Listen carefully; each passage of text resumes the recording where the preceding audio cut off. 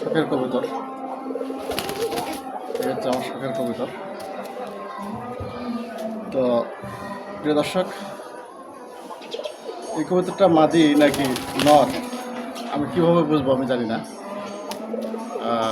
আপনারা কি একটু পরামর্শ দিতে পারেন যে কীভাবে কবুতর বোঝা যায় এটা মাদি না নর? 13 পিস কবুতর নিয়ে আসছি, তার মধ্যে এটা হচ্ছে এক্সট্রা 1 পিস। কবুতরটা বাঁকে, এখন বাঁকলে কি মাদি হয় না নর হয় আমি জানি না।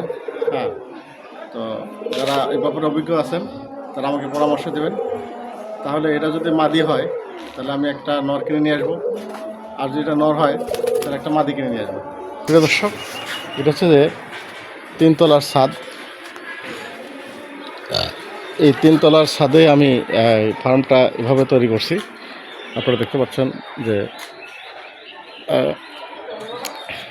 বড় করে প্রায় 20-22 ফুট লম্বা করে একটা অংশ আমি নিয়ে নিয়েছি, যেখানে এই কবুতরগুলা নেটিং করে রাখা হয়েছে। তো আসলে এগুলো কি ভালো হয়েছে না খারাপ হয়েছে আমি জানি না। এই হচ্ছে ছাদ, কাপড় নাড়ি দেওয়া হয়েছে, 3 তলার ছাদ।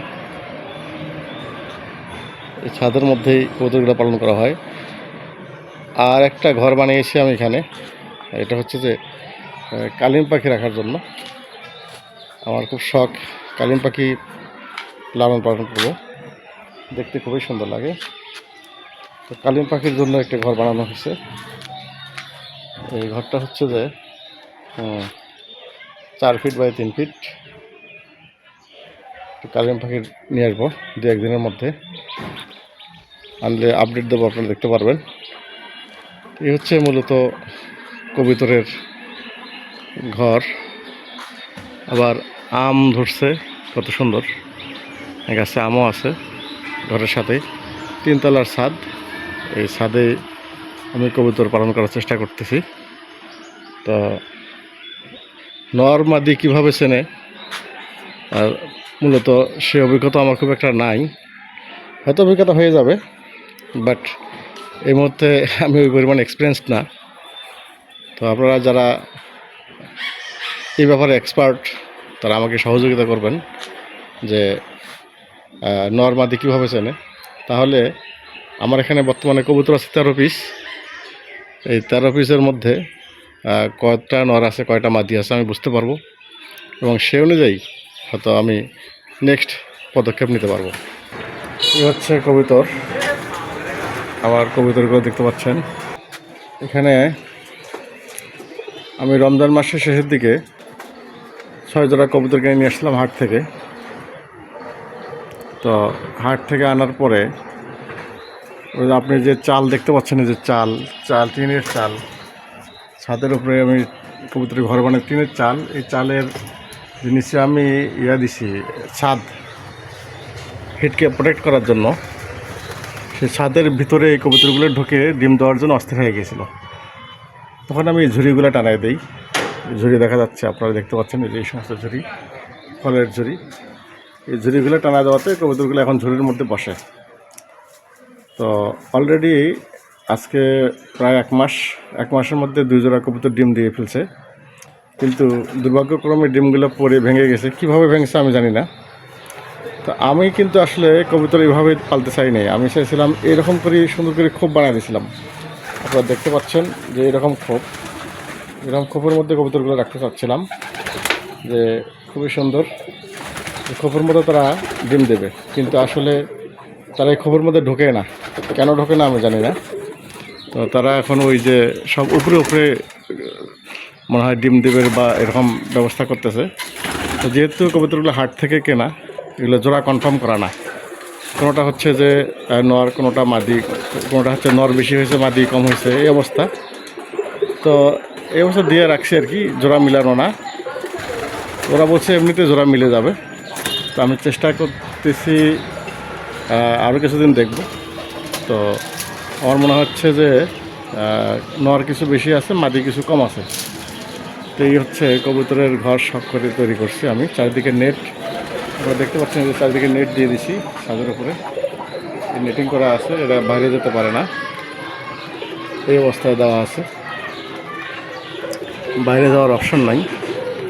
তো আসলে ছেড়ে পালবো, কিন্তু যাতে বাইরে না যেতে পারে আপাতত কিছুদিনের জন্য আটকে রাখছি। পরে দেখা যাক, ইনশাআল্লাহ হয়তো ছেড়ে দেব। তো আমি আসলে বুঝতে পারতেছি না এগুলা ভালো হয়েছে কি খারাপ হয়েছে। অনেকে পরামর্শ দিয়েছিল যে আপনি বাচ্চা কিনেন, বাচ্চা কিনে তারপর লালন পালন করেন। আবার অনেকে পরামর্শ দিল না, আপনি ইয়ে করেন, এই বড় কবুতর কিনেন, তাহলে তাড়াতাড়ি ডিম দেবে, আপনি ভালো বেনিফিট পাবেন। তো আমি আসলে সেই জন্যই বড় কবুতর কিনলাম, কিন্তু আসলে জানি না যে কোনটা ভালো হয়েছে।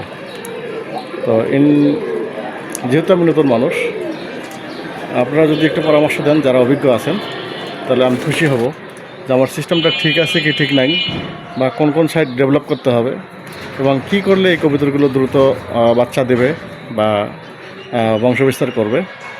তা আসলে শখের বশতে এই কবুতরগুলো নিয়ে আসা। যদি এগুলো দ্রুত বংশবিস্তার করতে পারে, মানুষে বলে যে নাকি 12 মাসে নাকি 10-12 বার বাচ্চা দিয়ে থাকে। যদি সেরকম হয় তাহলে হয়তো আমি ফার্ম হিসেবেই গড়ে তুলব এটা। তো খাবার দেওয়ার জন্য প্রথমে আমি দিচ্ছি, আগে দিচ্ছিলাম ধান, এখন দিচ্ছি ভুট্টা। দেখতে পাচ্ছেন আমার হাতে ভুট্টা প্লাস গম এবং ভুট্টার মিশ্রণ, ধানও আছে। তো কেমন হবে আমি জানি না এই খাদ্যটা। আর যদি কোনো মেডিসিন দিতে হয় আমাকে একটু আপনারা পরামর্শ দেবেন, কী কী মেডিসিন কীভাবে দিতে হবে।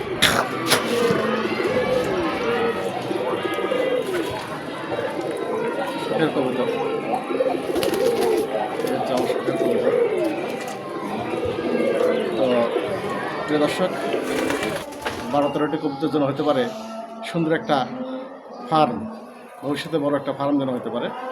আপনারা সেই পরামর্শ আমাকে দেবেন। আর যদি এগুলোকে কোনো মেডিসিন দিতে হয়, কিভাবে কোন সময় কি মেডিসিন দেব, একটু কমেন্টস করে জানালে আমি খুশি হব।